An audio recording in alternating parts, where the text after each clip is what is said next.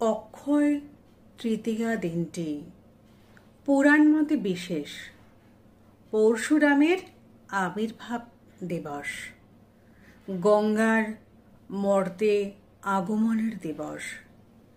ত্রেতাযুগের সূচনা আজ থেকেই হয়েছিল। দেবী অন্নপূর্ণার আবির্ভাব হয়েছিল আজ।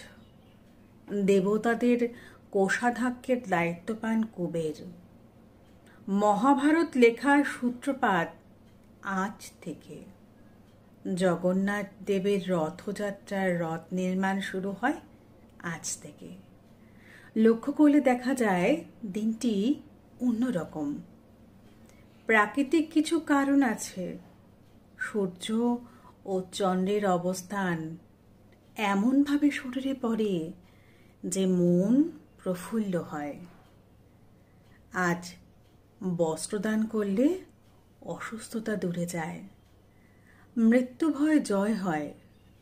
আজ অনেকেই সোনা রূপো কিনবেন, কিন্তু অক্ষয় তৃতীয়ার মূল ভাব দান করা, ভালো চাওয়া যে কত বড় শক্তি এটা আমরা অনুভব করি না।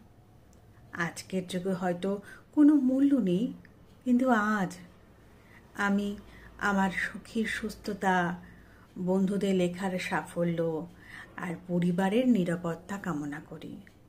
আজ অক্ষয় তৃতীয়া। এই দিনে সাহায্যের হাত বাড়িয়ে দিলে নিজের মঙ্গল হয়। পুরাণ বলেছে এই কথা। প্রচার হচ্ছে কিন্তু উল্টো। দিন মাহাত্ম্য অস্বীকার করার মধ্যে গৌরব নেই।